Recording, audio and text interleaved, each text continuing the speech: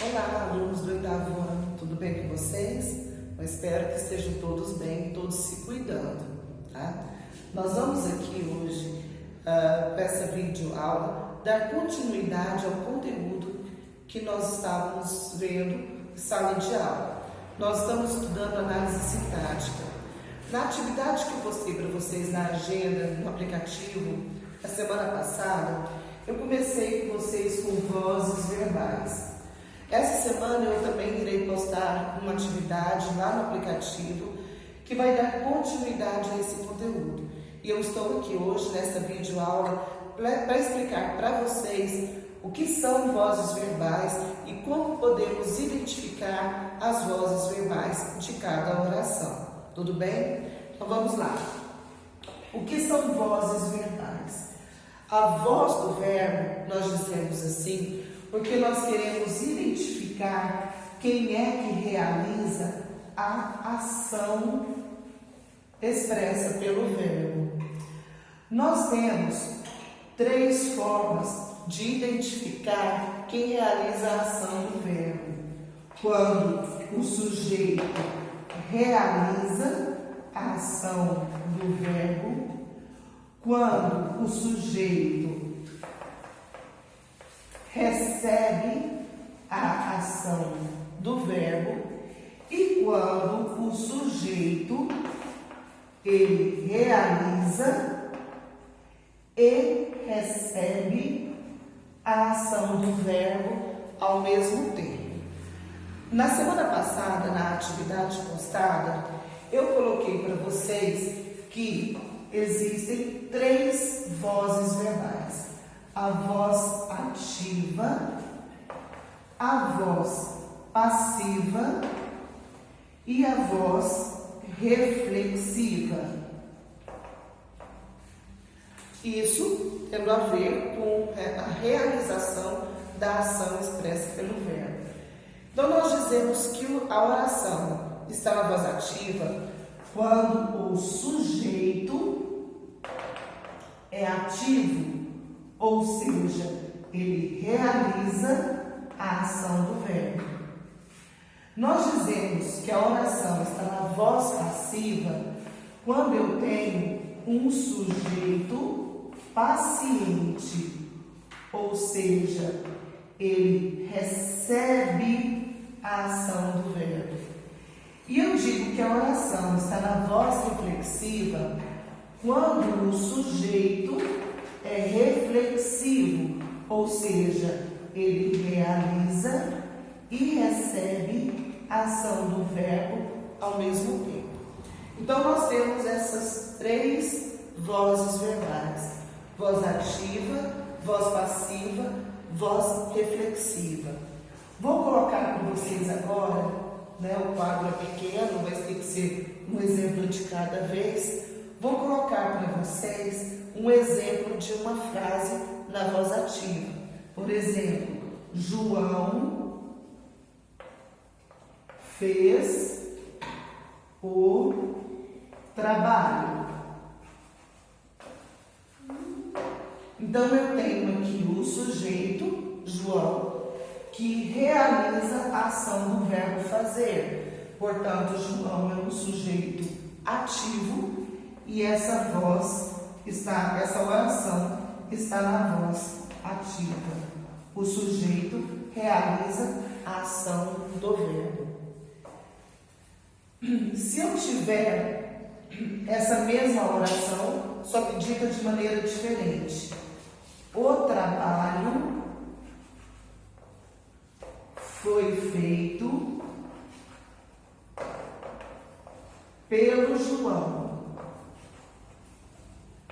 Aqui nós temos agora o trabalho, que não é mais o objeto, ele passa a ser o sujeito da oração. E ele recebe a ação de ser feito. Ou seja, esse sujeito aqui, ele recebe a ação de ser feito. Então, eu tenho um sujeito paciente e, portanto, essa oração está na voz passiva. Observe, na voz passiva, eu sempre vou ter uma locução verbal, ou seja, o verbo auxiliar, que pode ser o verbo ser, o verbo estar ou o verbo ficar, e o verbo principal no particípio do passado. O verbo no particípio do passado. Então, aqui nós temos uma oração na voz passiva. Aqui, vou escrever uma outra oração agora. Eu me feri com a faca. Essa oração, qual é o sujeito? Sujeito eu. Aqui eu tenho um pronome reflexivo me e eu tenho o verbo ferir. O sujeito, ele realiza a ação do verbo ferir, mas ele também recebe a ação de ser ferido.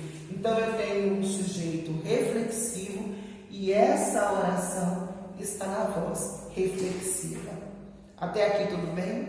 Até aqui, meninos, uma explicação dessas três vozes verbais, ativa, passiva e reflexiva, está na atividade da semana passada. Na atividade que eu postei hoje para vocês, é continuação desse conteúdo, mas eu explico para vocês que há dois tipos de voz passiva. Existe a voz passiva analítica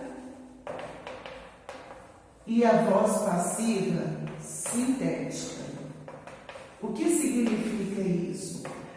Depende da estrutura em que a frase está construída, em que a oração está construída.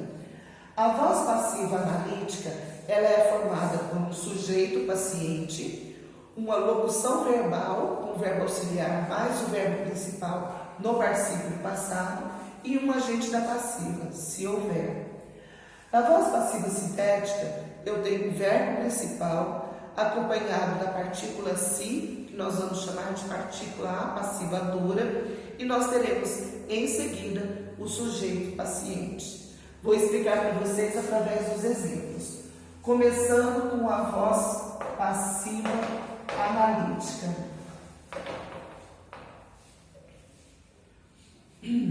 O bolo será, vou usar um outro tempo verbal, feito por minha mãe.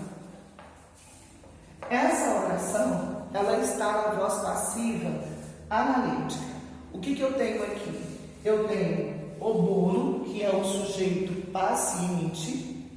Eu tenho o verbo auxiliar conjugado no futuro, o verbo principal no particípio, e eu tenho aqui uma expressão que denota quem realiza a ação do verbo.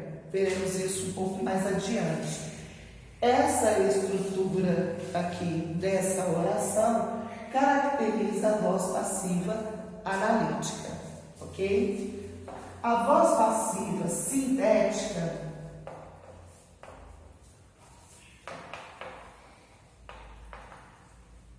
tem uma estrutura um pouco diferente. A voz passiva sintética se caracteriza pelo verbo acompanhado da partícula apassivadora, que é o si, e em seguida, sujeito paciente. Carro usado.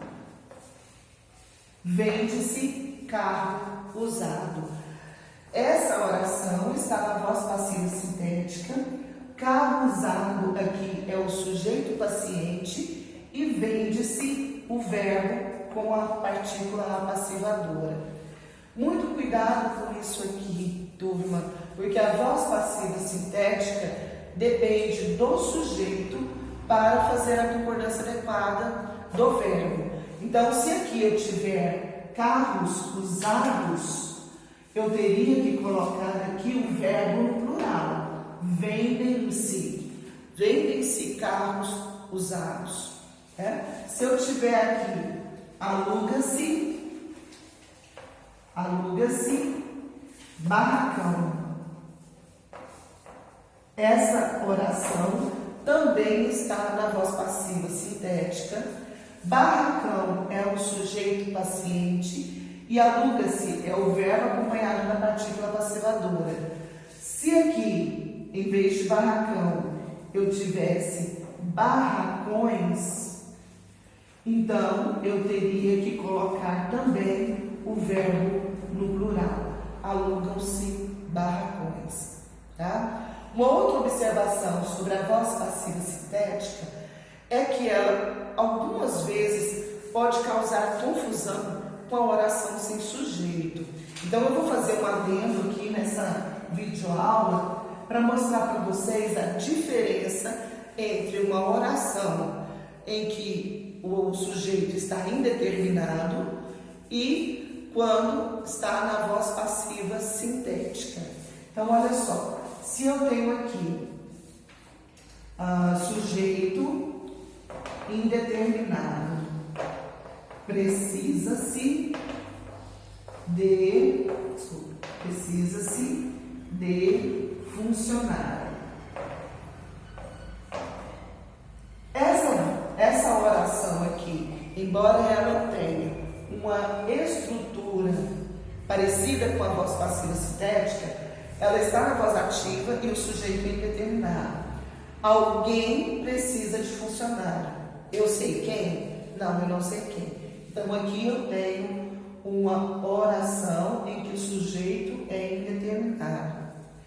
Se eu quero tirar a prova se ela é sujeito indeterminado ou se é voz passiva sintética, basta eu fazer a inversão da frase. Eu posso fazer a inversão dessa frase? De funcionário é precisado? Não posso, fica uma oração completamente sem sentido.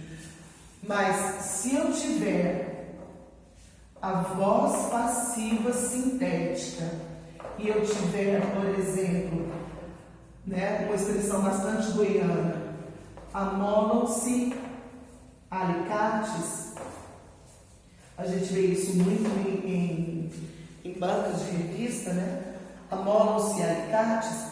Aqui, essa frase está na voz passiva sintética, porque eu posso transformá-la em voz passiva analítica. Alicates são amolados. E se eu posso fazer essa inversão, eu tiro a prova de que essa oração está na voz passiva sintética e que o sujeito aqui está bem determinado. É alicates e é um sujeito paciente. Ok? Até aqui, tranquilo? A explicação está bem detalhada para vocês na atividade postada. Para terminar a nossa aula, vamos falar um pouquinho sobre o agente da passiva. Aproveitando que nós estamos falando de voz passiva, vamos aproveitar para estudar esse elemento aqui da análise sintática que diz respeito à identificação do agente da voz passiva. Nós somente conseguimos enxergar este elemento quando a voz passiva for analítica. A sintética não permite a presença do agente da passiva, apenas a analítica. Então, se eu tiver a seguinte oração: o prédio foi construído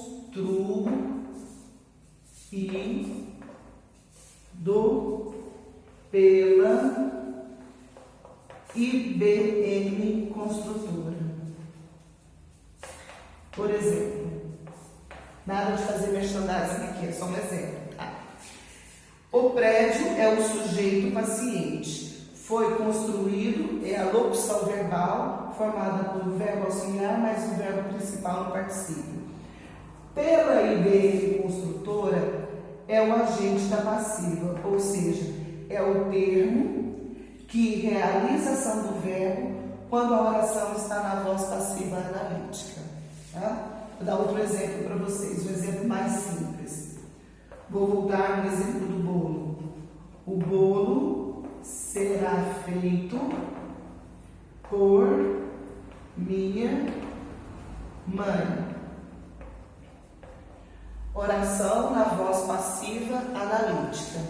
O bolo é o sujeito paciente. Será feito a locução verbal por minha mãe. Que termo é esse? Por minha mãe. É quem realiza a ação do verbo na voz passiva analítica. Quem fará o bolo? Minha mãe. Então, por minha mãe, recebe o nome de agente da passiva, ou seja, aquele que age, aquele que realiza a ação do verbo na voz passiva analítica. Bem, e é isso, pessoal. A explicação, como eu disse, está na atividade que será postada hoje ainda, e vocês terão a oportunidade de assistir essa videoaula no YouTube. Estou à disposição de vocês para responder a qualquer dúvida que vocês tiverem na agenda eletrônica do período matutino a partir de amanhã. Tudo bem? Tchau para vocês, desejo que todos estejam bem e cuidem-se.